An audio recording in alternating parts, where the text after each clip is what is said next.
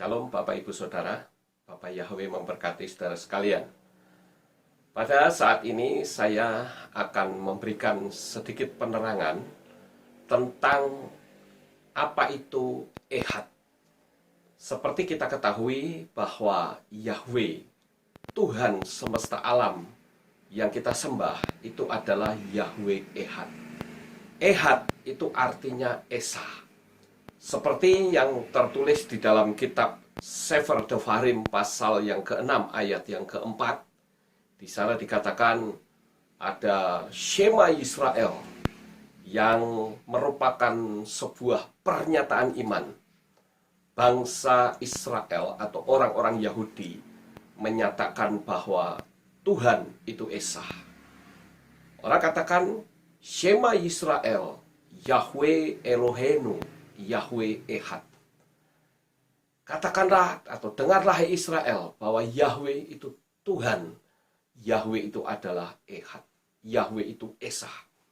Nah, Bapak Ibu Saudara yang terkasih, menurut Rabbi Haim Halevi Donim, pernyataan atau Shema Yisrael itu adalah merupakan sebuah pernyataan iman orang-orang Yahudi. Ehad dan Yahid itu berbeda. Seperti kita ketahui bahwa dalam dunia Kristen itu mengenal adanya Tuhan Tritunggal. Saya katakan Tritunggal itu tidak dikenal oleh orang Yahudi, saudara. Yang mereka kenal adalah Ehad, itu Esa. Kalau Tritunggal itu selalu menunjukkan tiga pribadi. Padahal Yahweh bisa saja membuat sejuta fenomena.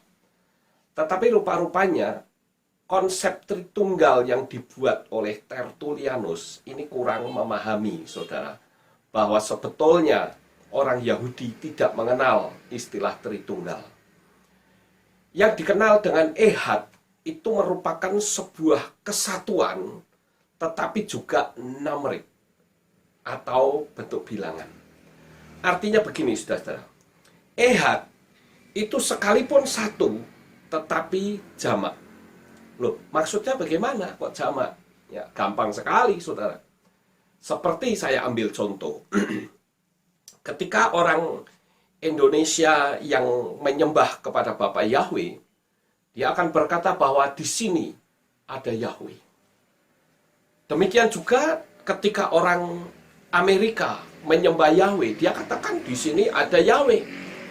Begitu juga dengan orang yang ada di Cina, mereka pun juga akan mengatakan di sini ada Yahweh. Nah, sekarang yang jadi pertanyaan, ada berapa Yahweh kalau begitu? Tetap satu Yahwehnya, saudara. Nah, itu yang disebut dengan satu tetapi jamak. Nah, oleh karena itu Bapak Ibu Saudara, saya katakan bahwa Ehad dan Yahid itu berbeda, sekalipun artinya satu.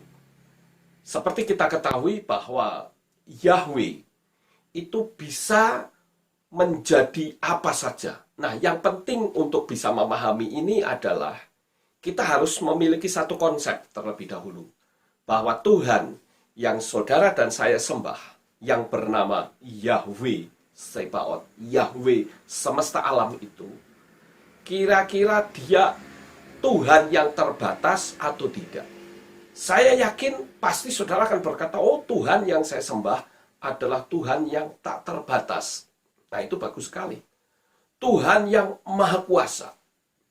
Nah, kalau dia maha kuasa, tentu dia bisa merubah diri dalam wujud apapun, fenomena dia mampu.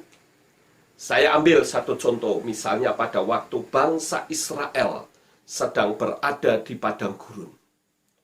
Saudara tahu, di padang gurun pada waktu siang hari itu ada tiang awan yang menaungi mereka. Ketika panas terik, bangsa Israel ibarat seperti dipayungi oleh payung raksasa, sehingga mereka tidak kepanasan. Namun menjelang sore hari, maka tiang awan itu berubah wujud menjadi tiang api. Nah, sekarang coba kita renungkan, saudara. Apakah tiang awan itu adalah awan-awan secara alamiah yang kita lihat di langit? Saya yakin tidak. Kalau itu awan, seperti yang kita lihat di langit, itu akan kabur. Kena angin, saudara. Apalagi itu di padang gurun, banyak anginnya. Tentu hal itu adalah sebuah perwujudan dari kehadiran Yahweh sendiri secara fisik, tapi bentuknya asap, bentuknya awan. Tapi pada waktu malam membentuk api. Ya, ketika sore hari awan itu berubah menjadi kuning. Kemudian semakin lama semakin terang. Sehingga pada malam hari di suasana yang sangat dingin, bangsa Israel ternaungi, mereka hangat oleh kehangatan api yang merupakan perwujudan dari Yahweh sendiri. Yahweh juga pada zaman Raja Belsasar, saudara, itu pernah menampakkan diri dalam wujud punggung tangan yang menulis di dinding kerajaan ketika Raja Belsasar mencemari peralatan bait suci dipakai untuk mabuk-mabukan sehingga Tuhan marah. Dan di situ ada punggung tangan yang menulis Mene Mene Tekel Ufarsin, bahwa pemerintahan Tuanku itu ditimbang dan kedapatan sangat ringan dan diakhiri. Nah, sekarang yang jadi pertanyaan adalah punggung tangan itu apa? Itu juga merupakan perwujudan dari Yahweh. Kemudian saudara-saudara kita melihat bahwa pada zaman Hananya, Misael, Azaria, yang oleh orang-orang Kristen pada umumnya mengenal dengan nama Sadrah, Mesah, dan Abednego. Pada waktu itu mereka disuruh menyembah patung buatan raja. Tetapi ketiga anak muda ini tidak mau. Apapun resikonya, dia tidak mau. Dia hanya mau menyembah kepada Bapa Yahweh. Akibatnya raja begitu marah dan ketiga anak muda ini dimasukkan ke dalam dapur api perapian yang menyala-nyala. Saudara tahu, kitab suci menulis bahwa api itu dipanaskan 7 kali lipat dari panas api biasa. Mungkin kalau itu saya bayangkan sepanas api las, saudara. Dan dikatakan dalam kitab suci juga orang-orang yang melemparkan anak muda ini itu ikut mati. Tetapi ada satu keanehan yang terjadi, yaitu raja melihat bahwa di dalam dapur api perapian yang menyala-nyala itu ada 4 orang. Bukan cuma Hananya, Misael, dan Azaria, tetapi ada salah satu manusia di situ. Pertanyaannya, siapakah anak manusia yang dilihat oleh raja tersebut? Tidak lain adalah perwujudan Yahweh sendiri, di mana dia menjadi manusia. Nah, Bapak Ibu Saudara, kita tentu tahu bahwa Yahweh itu juga bisa berubah wujud menjadi burung merpati. Jadi, karena kemahakuasaan Yahweh, maka dia bisa berubah wujud dalam bentuk apapun. Dan tentu saja namanya Tuhan yang Maha Kuasa, ketika dia berubah wujud menjadi anak manusia, dia pun bisa berdialog dengan fenomena perwujudannya sendiri. Seperti yang pernah disaksikan oleh Stefanus. Saudara tahu, Stefanus pada waktu dia memberitakan Injil, kemudian Stefanus pada waktu itu dirajam batu oleh orang-orang, di mana Paulus juga menyaksikan peristiwa itu. Maka dari ucapan Stefanus, dia katakan begini, aku melihat bahwa anak manusia duduk di sebelah kanan Bapa. Nah, teolog-teolog Yunani, dia tidak bisa memahami itu. Sehingga dia anggap, oh, itu berarti ada 2 pribadi di situ. Padahal tidak, saudara. Itu merupakan pribadi yang sama, tetapi fenomena yang berbeda. Nah, Bapak Ibu Saudara yang terkasih, memang kita melihat bahwa Yahweh itu menampakkan diri dalam berbagai macam wujud. Seperti halnya yang tadi saya katakan, dia pernah menjadi anak manusia ketika ada pada zaman Hananya, Misael, dan Azaria. Tetapi dari sekian fenomena, yang paling spektakuler adalah fenomena yang natural, alamiah, yaitu ketika Yahweh menyatakan dirinya sebagai manusia biasa. Dia dikandung oleh seorang perawan yang bernama Maria, kemudian dia juga dilahirkan, kemudian dia juga dibesarkan, dia sekolah, seperti layaknya manusia pada umumnya. Nah, ini sangat fenomenal sekali, saudara. Alamiah sekali. Berbeda dengan pernyataannya dia pada waktu dulu di dalam perjanjian lama. Selalu bentuknya spektakuler. Ya, ada yang berwujud api, berwujud asap, ya. Tetapi dari sekian perwujudan, yang paling hebat itu adalah perwujudan secara alamiah. Dan saya katakan bahwa Yahweh menjadi manusia itu bukan seperti orang Kristen mengatakan, mana bisa Yahweh kok menjadi manusia. Itu pribadi yang berbeda. Saya katakan tidak, saudara.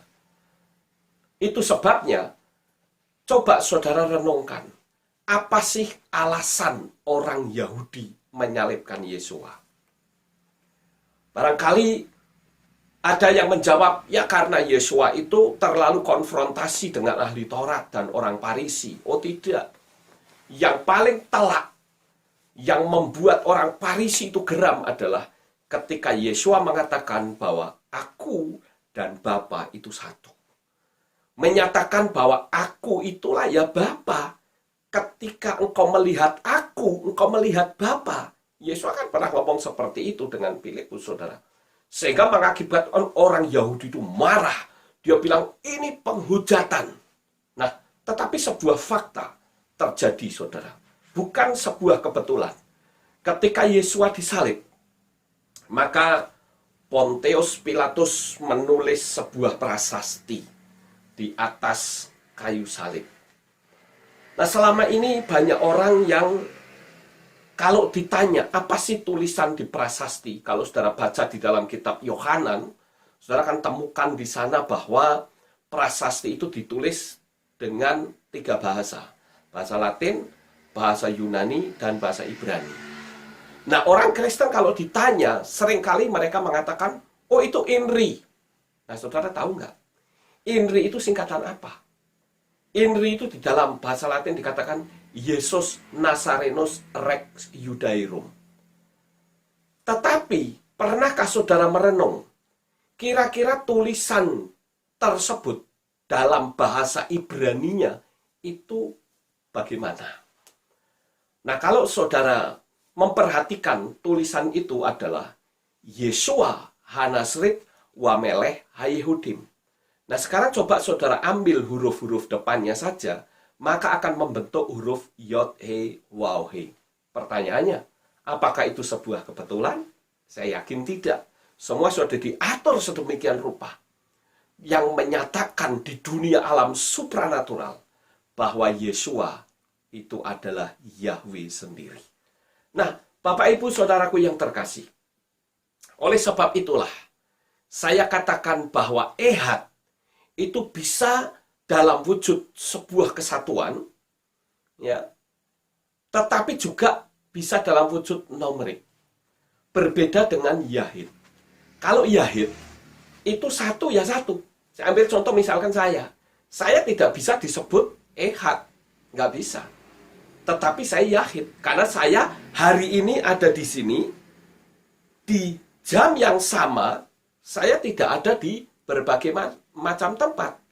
Tetapi berbeda dengan Yahweh, saudara. Yahweh itu Ehad. Di dalam kitab Sefer Devarim, pasal yang ke-6 ayat yang ke-4, kenapa di situ dikatakan Yahweh Ehad? Kenapa bukan Yahweh Yahid? Tetapi menggunakan kata Ehad. Nah, itulah sebabnya saya katakan betapa mudahnya kita mengkonsep Tuhan itu tidak perlu bersusah-susah, saudara. Karena memang Tuhan yang kita sembah itu Esa, tunggal. Tidak tiga pribadi. Kalau dikatakan Bapa, Putra, dan Roh Kudus, itu hanya sebuah istilah saja. Disebut Bapa karena dia berperan sebagai pencipta. Disebut Putra karena dia berperan sebagai penyelamat. Disebut Roh Kudus karena dia berperan sebagai pembimbing, penuntun, penolong dikala kita menghadapi kesulitan. Nah, demikianlah sedikit penerangan tentang apa itu Ehad, saudara. Bahwa Tuhan yang saudara dan saya sembah adalah Yahweh Ehad, Yahweh yang Esa. Demikianlah penerangan saya, kiranya dapat dipahami dengan mudah, dan Bapa Yahweh memberkati saudara sekalian. Shalom.